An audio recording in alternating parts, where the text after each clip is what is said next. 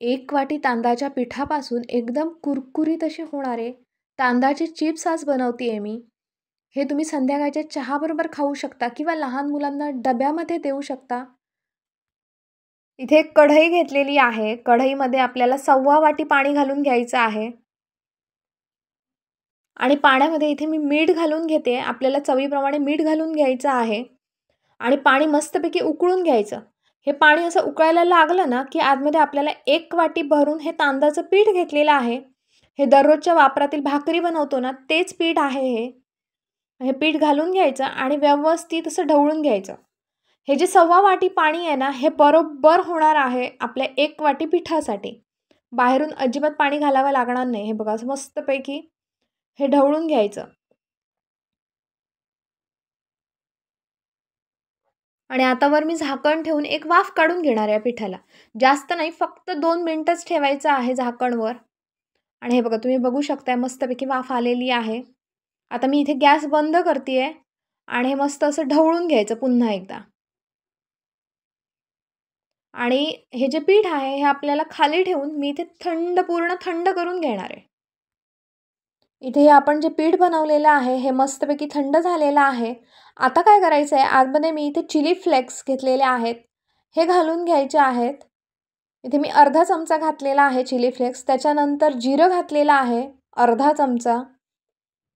इथे काळे तीळ घेतलेले आहेत, हे 1 चमचा भरून घालायचे आहेत काळे तीळ. तसंच पांढरे तीळ पण घालते, हे पण पूर्ण चमचा भरून घातलेले आहेत. आणि हे सगळं पीठ आपल्याला हे मळून घ्यायचं आहे. मळताना पाण्याचा अजिबात वापर करायचा नाही आहे. पाणी बरोबर आहे. असंच मळून घ्यायचं आहे. जसं जसं मळत जाणार ना, तसं तसा गोळा तयार होत जाणार. जर का हे पीठ पातळ झालं ना थोडंसं, तर आपण जे चिप्स बनवणार आहोत ना, हे थोडे तेलकट होणार. त्यामुळे हे थोडंसं घट्टसरच बनवायचं आहे सारण आपल्याला. हे बघा मस्त छान असं झालेलं आहे पीठ मळून. आता आपण हे लाटायला घेऊया. तांदळाचं पीठ आहे आणि आपण एक उकड काढलेली आहे, त्यामुळे मस्त असं लाटायला पण मिळतं. नुसतं तांदळाचं पीठ असेल तर आपल्याला ते लाटायला मिळालं नसतं. इथे एक गोळा घेतलेला आहे. थोडं पोळपाटाला मी इथे तेल लावून घेते आहे. त्याचबरोबर इथे लाटण्याला पण मी थोडंसं तेल लावून घेतलेलं आहे. त्याच्यामुळे काय होणार, हे चिकटणार नाही. हे जे पीठ आपण बनवलेलं आहे ते पोळपाट आणि लाटणं दोघांनाही चिकटणार नाही. पटापट अशी पोळी लाटून होणार ही. आणि पटापट अशी पुढे पण सरक. आणि हे बघा आपलं पोळपाटाला पण अजिबात चिकटलेलं नाही आहे पीठ. आता इथे एक मी झाकण घेतलेलं आहे. ह्या झाकणाच्या सहाय्याने हे बघा अशा पुऱ्यांसारखं मी करून घेते. आपल्याला ज्या आकारामध्ये चिप्स हव्यात ना, त्या आकारामध्ये असे गोल बनवून घ्यायचे. अशा पद्धतीने हे चिप्स मी असे बनवून घेतलेले आहेत. आणि आता इथे एक चमचा घेतलेला आहे आणि चमच्याच्या सहाय्याने काय करायचं, ह्याला अशी भोकं पाडून घ्यायची. आपण पिझ्झाचा बेस वगैरे बनवतो ना, त्यावेळी कसं पिझ्झाच्या बेसला आपण भोकं पाडून घेतो, तशाच पद्धतीने इथे भोकं पाडून घ्यायची. असं केल्यामुळे काय होतं माहिती आहे, आपण ह्या ज्यावेळी चिप्स तेलामध्ये सोडणार ना, ते ह्या फुगणार नाहीत. नाहीतर ह्या जर आपण भोकं नाही केलीत नाही, तर त्या फुगणार आणि थोड्या मऊ पण पडणार. ह्याच्यामुळे आपल्या चिप्स ना एकदम कडक व्हायला मदत होते. सध्या भरपूर पाऊस सुरू आहे, तर पावसाळ्यात चहाबरोबर खाण्यासाठी काहीतरी कुरकुरीत असं लागतं. तर त्यावेळी तुम्ही ह्या चिप्स बनवून ठेवू शकता. किंवा मुलं शाळेत जातात, तर मुलांच्या शाळेच्या डब्यासाठी पण हे बनवून ठेवू शकता. पटापट अशा बनवून तयार होतात, जास्त वेळ लागत नाही आणि एकदम कुरकुरीत असा होणारा पदार्थ आहे हा. इथे मी एकदम सगळ्या चिप्स लाटून घेतलेल्या आहेत. आता आपल्याला हे भाजून घ्यायचे आहेत.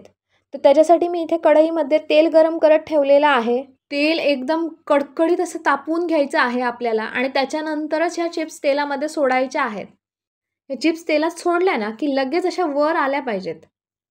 हे बघा मस्तपैकी अशा वर आलेल्या आहेत सगळ्या.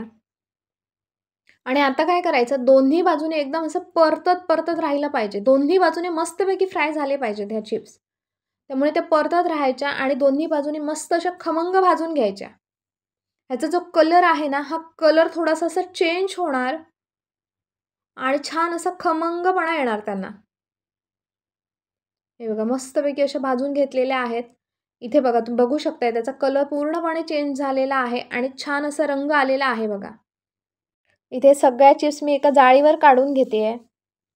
त्याच्यामुळे काय होणार, सगळं जे एक्स्ट्राचं तेल असणार ना, हे सगळं निथळून जाणार. हे बघा सगळे चिप्स इथे काढून घेतलेले आहेत मी एका जाळीवर.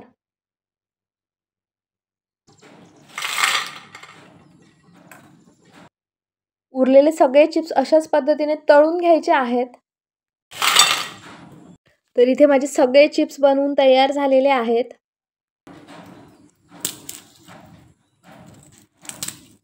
आणि एकदम कुरकुरीत असे झालेले आहेत.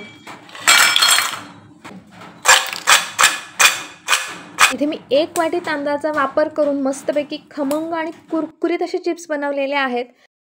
हे जे चिप्स आहेत ना, हे एखाद्या एअरटाईट डब्यामध्ये भरून ठेवायचे, एकदम कुरकुरीत असे राहतात. तांदळाच्या पिठापासून बनवलेली ही खमंग आणि कुरकुरीत अशी रेसिपी तुम्ही नक्की ट्राय करा आणि मला कमेंट करून सांगा. असंच मस्त मस्त खावा, सुशेगात राहा. माझ्या व्हिडिओक लाईक आणि शेअर करा आणि माझ्या चॅनलला सबस्क्राईब करा. थँक्यू.